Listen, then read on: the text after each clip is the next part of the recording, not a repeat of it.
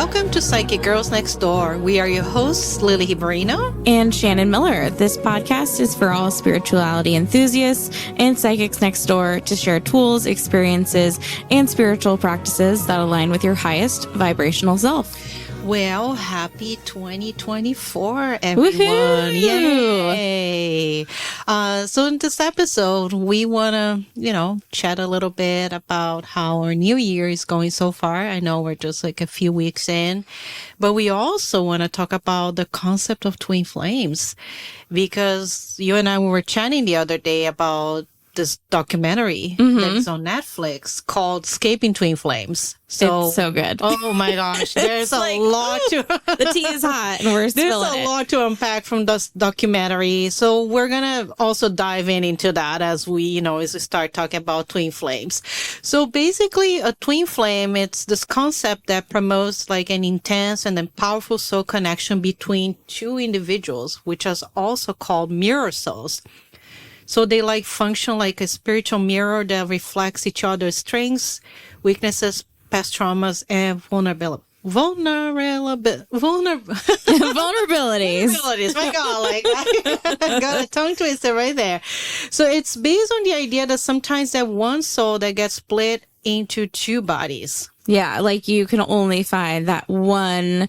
It's like the same. It's like a copy, right? Yeah, it's basically like the exact match. Right. Like it's kind of. I mean, take it with a grain of salt, folks. Like I personally love the idea of like finding my soulmate one day and like creating a life with them, and I find that very romantic. But I also romanticize everything. So like. And there are a lot of people who also romanticize this concept of finding your person, finding your soulmate, or finding your twin flame. And the documentary, if you haven't seen it, precursor, we might share some spoilers. So if you want to pause and come back to the episode, go for the gold to watch that, docuseries. But basically, like, I feel like they take advantage of a lot of single women who may have been feeling lonely and want to know how to find their twin flame or how to develop a connection. And then it just goes completely off the rails. Yeah. Well, it's interesting because, by the way, so this documentary, it's available on Netflix. Yes. So I don't know if Netflix is available all over the world, but we'll leave a link in the show notes. So basically, it's centered on this thing called Twin Flames Universe, right? Yeah. And if you Google, they're still active. It's still active. And it sees like it's pretty popular. And this is not an ad to join. No, not at all. So this is just our opinion. So allegedly, we just want to put this out there. So this is just for informational and purposes. So it's basically like this group that was founded by this couple called Jeff and Shayla. Ayan, I can't remember how it's spelled. And so it basically it started off with because Shalaya, actually, she used to work with like healing services, and she did like tarot. And then Jeff, when they met, they kind of like he kind of saw a business opportunity into it. I mean, he's an opportunist, for sure. Because I think he did have like some business like degrees, so he kind of worked with sales. So for him, it was like the perfect match. So, and then they went into I want to say, quote unquote, the healing business, right? Where they would offer like coaching for people because they want to like showcase like their own themselves as like the perfect couple. And again, like allegedly they are apparently twin flames. They are the twin flames. So it's possible for you if we to find did it, so you can also find it. So I saw it online. So it says that their Facebook group currently has about 60,000 members. What? Yes. Can you believe that? Also, I saw on Instagram, because that's the person that I am. Oh, for sure. dig into all the social medias. It has over 30,000 people that follows them. Also on Instagram on themselves. So that's kind of like how this whole thing started. And then what happens is that this thing, and you can even go on the website, they offer courses. Expensive courses. Very expensive. It goes from hundreds of dollars to few thousands of dollars, and you can become a coach. And you actually get to meet the coaches in the documentary, because they are the ones that actually left the group, and they go on to talk about their stories. So basically, this documentary showcases former people that were part of this, and how there's this concern that it's a cult. Right. So allegedly, it's a high control group. Yeah, for sure. Pretty much. As you watch it, and you watch the videos of what's his name again, Jeff, right? Jeff talking with Shayla. It's just like, it's so awkward. It's some of the things like that he says are just like terrible to people. Yeah, he's very abrasive and abusive. Yeah, very abusive. He when people are talking about how difficult it is, or they're having difficulties in their relationship, he kind of mocks them. He's just, well, suck it up. Yeah, you just got to do it. Yeah, so it's like, you're not doing the work. So they call it like, well, what is this? So they call it the mirror exercise, right? Yeah. Like in the documentary. So like, what is this person mirroring to you? Right. Like, whether it be their, the toxic behavior patterns and so on and so forth. And the thing is that he basically coerces people to believe that that's their perfect match. Right. And that's the doesn't only matter. way. Yeah. And it doesn't matter if this other person is not available. Right. Or the same gender, if you're not attracted to the same gender as you. Because a lot of, like, later on, like, you just find out that essentially they were forcing people to go into, like, getting a, gender reaffirmation, of, like, basically changing your gender from from assigned female at birth to identifying as, like, a masculine, and, like, in a very, like, literal way, where they would have the gender reaffirming surgery and become, a man, essentially. And, like, maybe there were some people who genuinely wanted to do that. I, like, applaud them for, like, having that supportive environment. But a lot of the people who speak they were like, no, I'm a woman. Like, I, assigned female at birth, but I identify as a woman.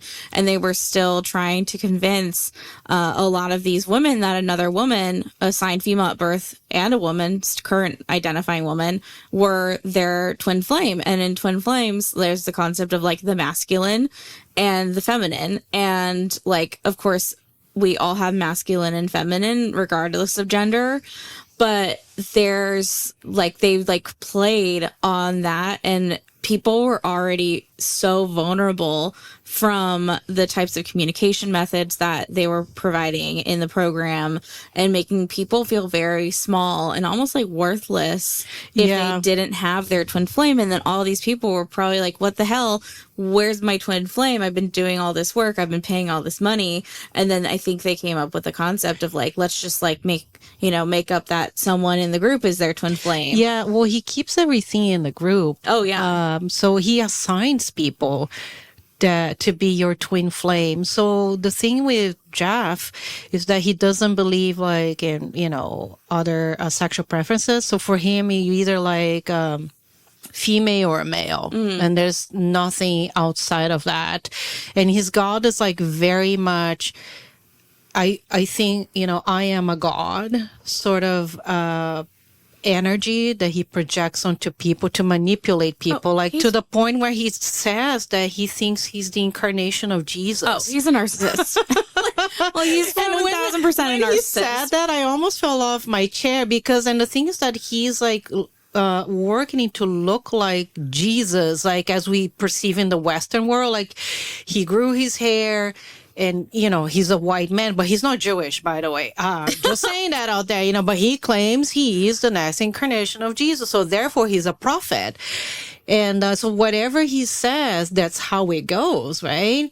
And then he even goes into like, say, like how he forced himself onto his wife. Oh, At God. one point, I almost like, That's like admitting rape. I got sick when he said that. And she's just like sitting like in the background, kind of like, docile, very like submissive and like a slave. I want to say, like, well, it's like Stockholm syndrome, pretty much. And you look at her energy, and you're like, this poor woman got matched with a kind of a predator.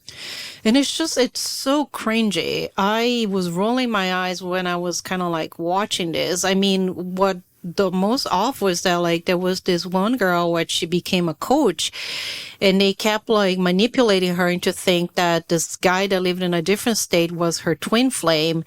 And that guy was much older than her. And she was quite young. She was not even like, the girl 20. in Utah. Yeah, exactly. And then this guy had mental issues. He was abusive. He was violent. And then they're like, no, that's your twin flame. So she kind of like, okay, forced herself to live with this man, was in a very abusive relationship. And they kept telling her, no, this is your twin flame. So it's kind of like a little bit of a brainwash too. Yeah. And if you don't follow what they're saying, they're like, well, then you need to then level up, right? So you need to buy this course, spend more money coaching with this other person, or you need to do this meditation. So yeah, it's insane. And they like stream it from like, it's all like over Zoom, I'm guessing, or some video platform. And you see like, as time goes on, their house gets nicer.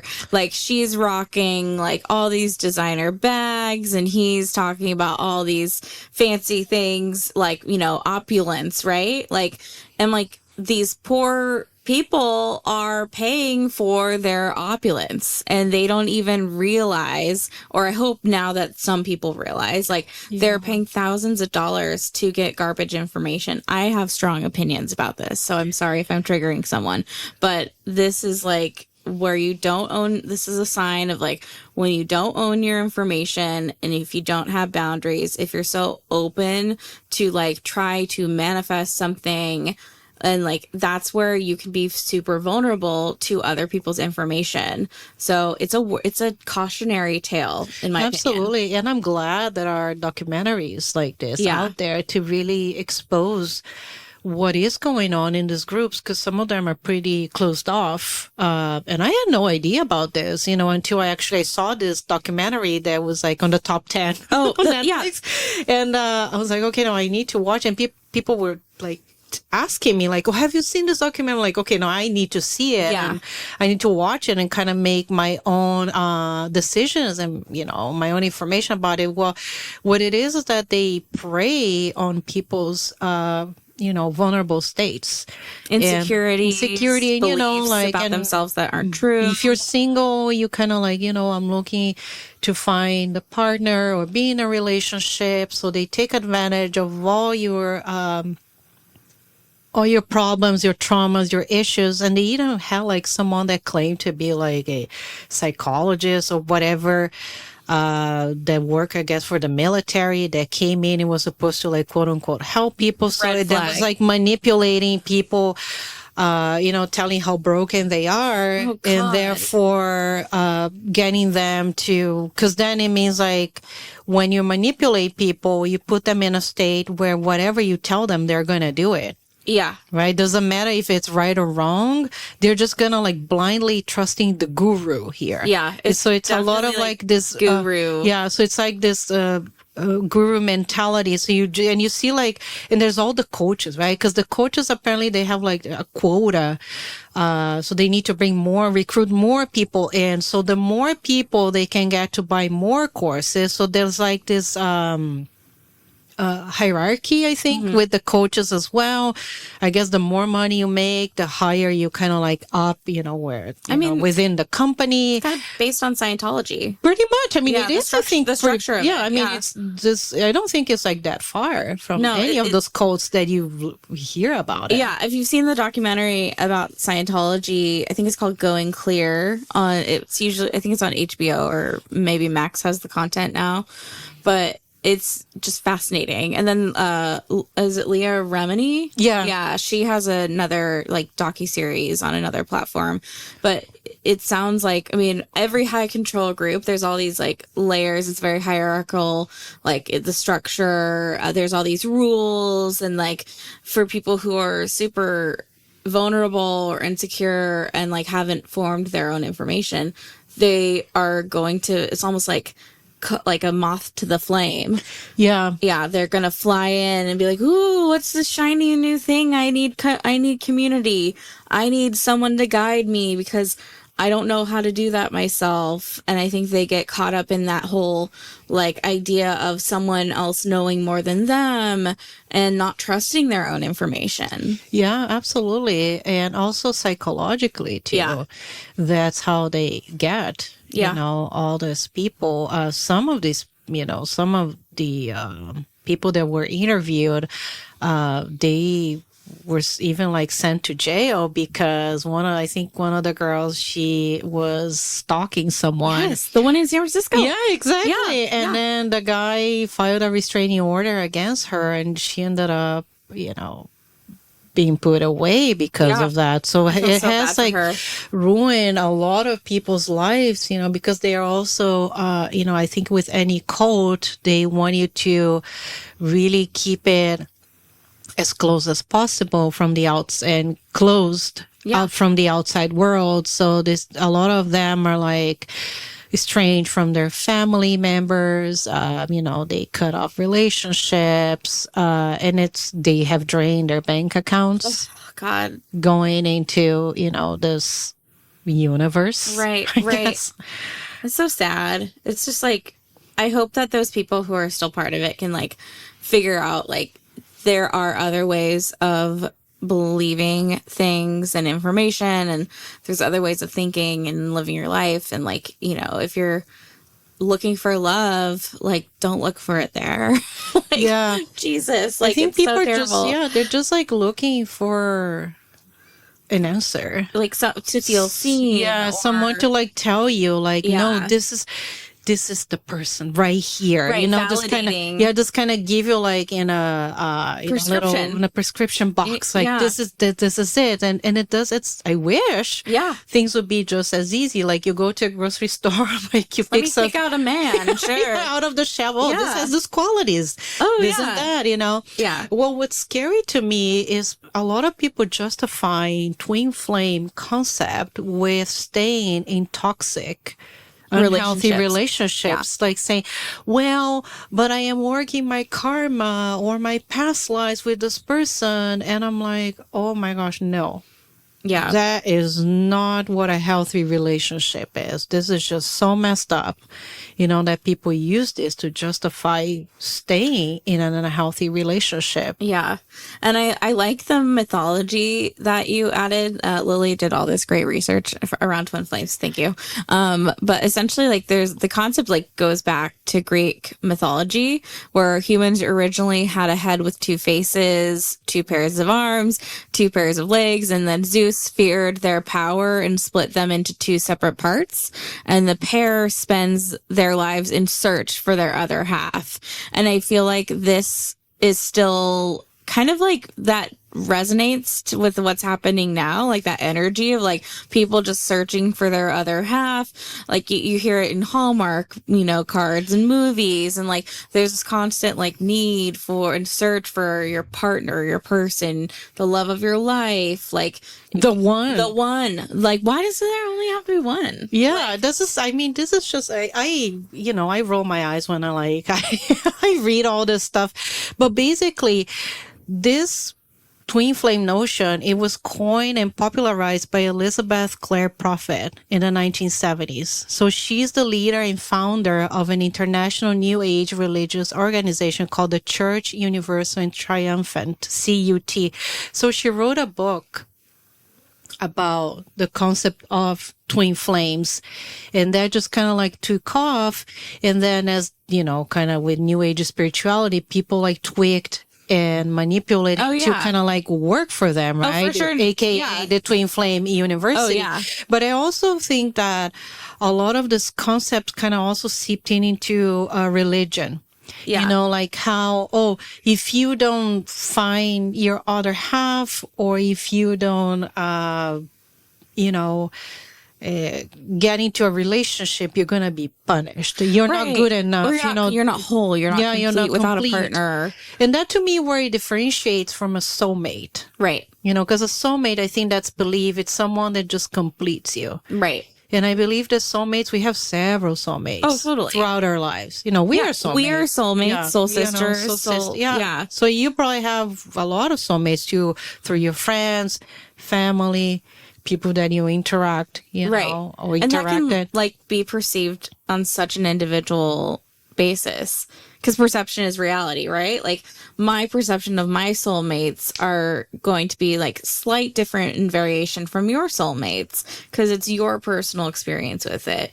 But I like, you know, I like the idea of having multiple soulmates, and I think you can, you know, you set the rules for what that means for you, right? Like, because it's your information. And if you resonate with a concept, I think that's the scariest part, is like a lot of people have resonated with this like work, whether it's the Twin Flame book from Elizabeth Clare, the Prophet, or whether it's from this like, you know, high control mind, you know, mind control group around Twin Flames universe. But I think it also shows you like this epidemic of loneliness, that disconnection. Yes. Yeah. Well, especially in the last 4 years, I think worldwide we were very isolated. Oh, absolutely. Right? And if people lived alone, like then it just like amplified. Well, yeah, and then you see that. Imagine like, you know, you're online and you see this ad pop up. Oh, like, yeah, this looks fun. This looks gosh, this is the answer, you know, to my problems, right? You know, and then you click in and they have like a very appealing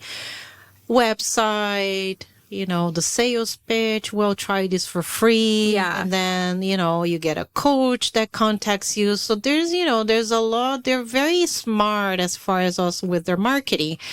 And apparently the, you know, the producers from the documentary also, they reached out, you know, to the founders, but you know, they state that they are not a cult, and they're abiding with all the laws and everything else. Right. And apparently, I guess now he's founding a church. Oh God! So he can be, of course, exempt from tax. And he bought a plot of land. Oh yeah, because he wants to actually build an actual like, church. I mean, a community. I think so he can actually be where people live there, and then you can even manipulate and control people. Yeah, even easier. We all know why he bought that plot of land. Well, yeah.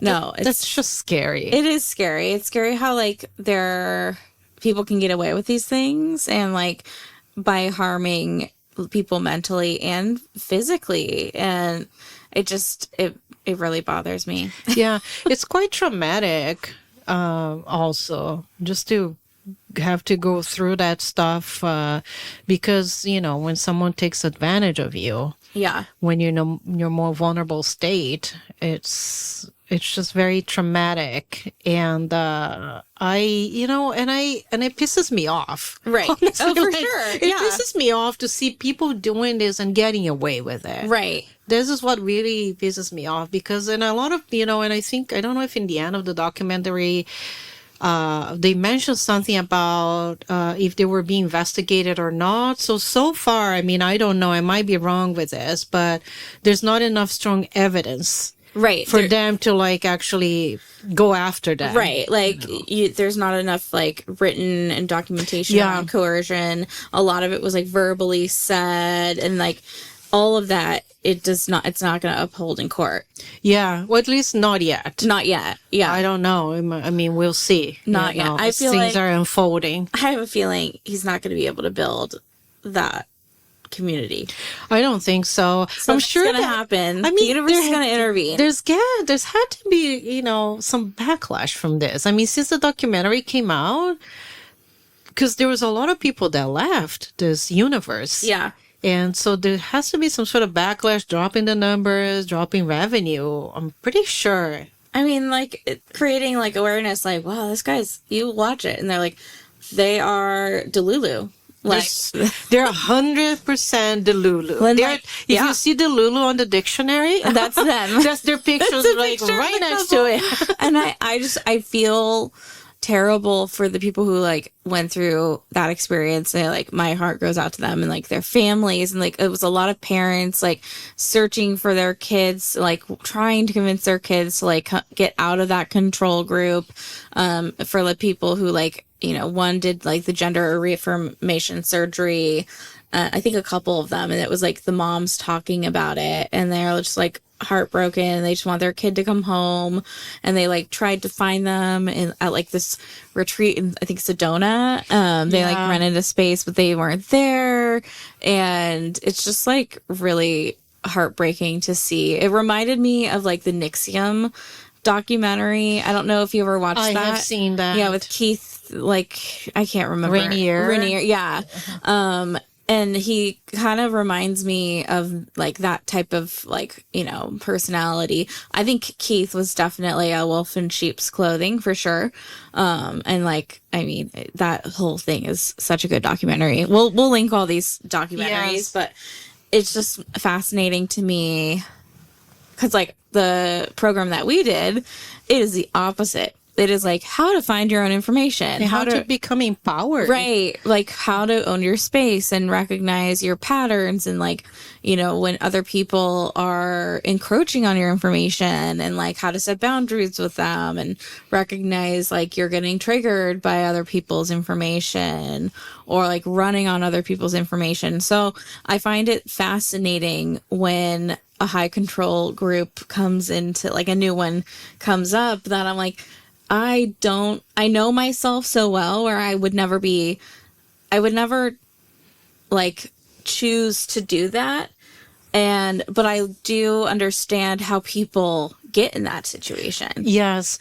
Well, I can only speak from my own experience. I don't know if I would be like in this sort of situation per se, but I can see how someone would get carried away into this community. Mm-hmm. Like say you have a good friend, hey, do you want to go check this out? Maybe it's like a meeting, right? Yeah, like a meetup, or someone that's like a recruiter, but you don't know they're a recruiter. Someone, you know, that maybe you know and you trusted, and they kind of bring into this saying like, well, you know, it's just kind of quote unquote like a wellness, right, service or whatever that is, and you trust that person, and then from there you just start getting more and more into it, and then you become a coach, and then and then you start like, how did I get here? And then you become so dependent on that it kind of rules over your life. And at that point, and and if you look at any of those Delulus and these gurus, like, and all these people. Delulu gurus. Yeah. That's a term, I guess. I like it.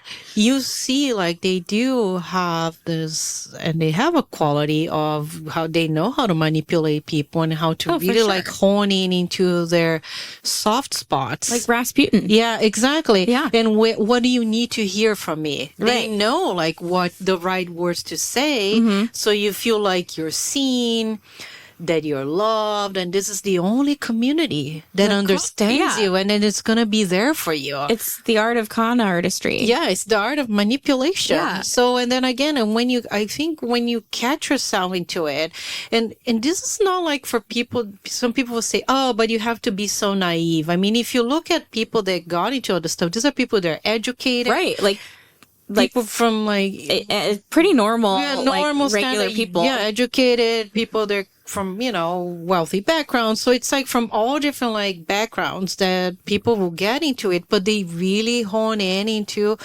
people's vulnerabilities. Where do you need, she has a mother wound, so I'm gonna we're gonna be the mom that she needed, and stuff like that. And they're good at pairing it up with people that kind of like fulfill, I'm gonna put quote unquote that role. So people get really like swapped into the stuff, and by the time you kind of maybe realize you're in it, it might be you're really like down the road at this point. Oh, for sure. Like way too deep involved in the community, and I think when you are so used to routine in general, like taking a step back outside of this like whole thing. Like people get so caught up in their routine, like the people that they see, like the obligations that they have to fulfill. I think that can be also like a really dangerous zone to be in. Like because obligations are, in my mind, they're all created by you. Like you create your own obligations, like obligations to people, to, you know, in your work environment, your home environment, like your friendship circle, whatever it is. And I think people can get so caught up in like, oh, I need to follow through, I need to like fulfill my promises, when really like that was like them manipulating you the whole time. Yeah, absolutely.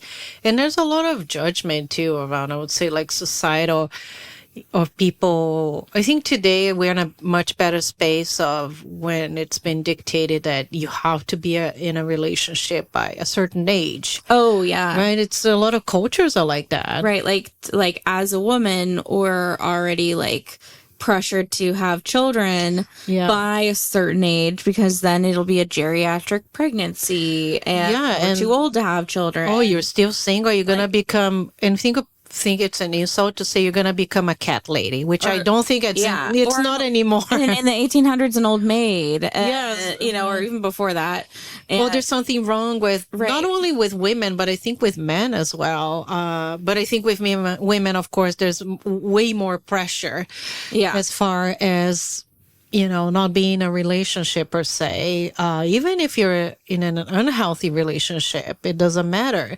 But I think we've come a long ways. I feel like that's shifted a lot lately. Yeah, like, with people like really owning where they want to be. Right. Some people don't want to be in a relationship. Right. Like I'm currently not in a relationship, and like, of course I would love to be in a healthy relationship where you're co-creating together and you're like, you know, doing life and having adventures, and like it's like high vibrational.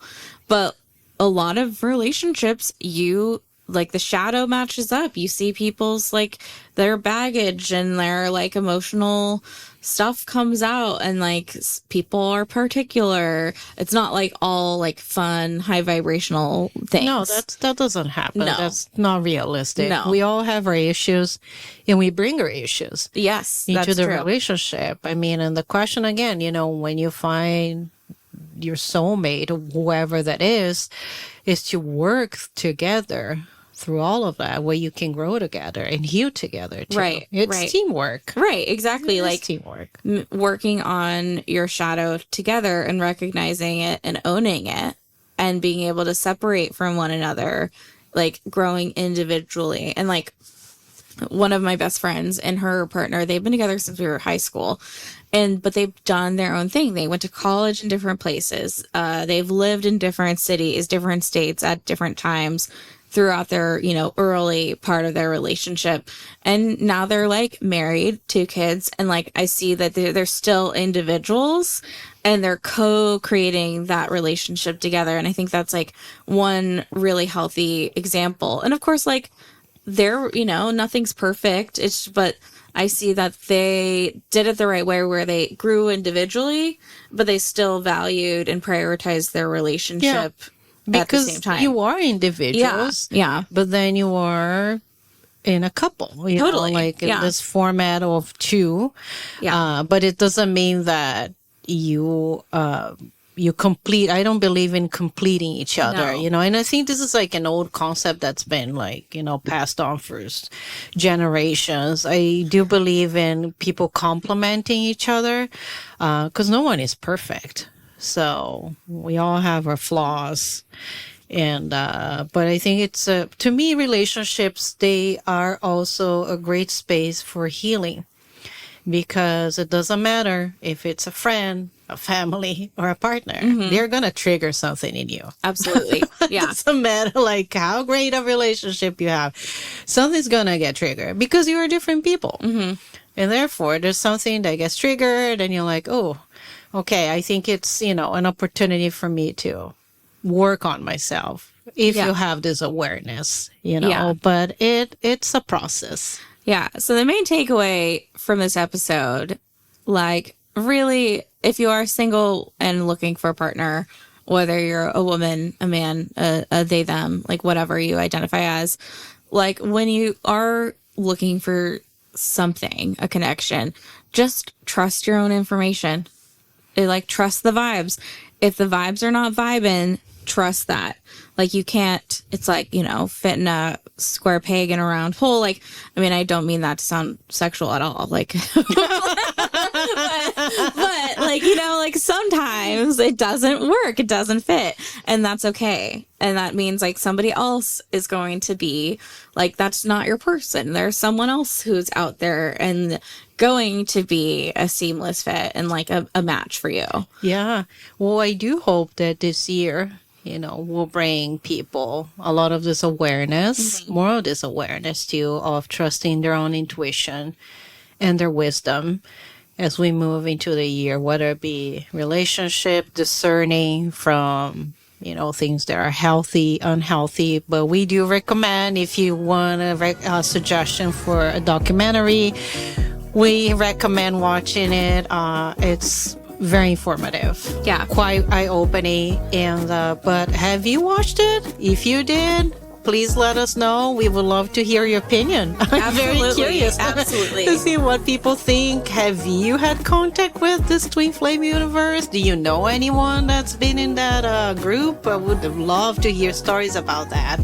But please make sure that follow us, subscribe. We're on social media, Instagram, TikTok, YouTube, Facebook, all of it. People even still use Facebook. But DM us.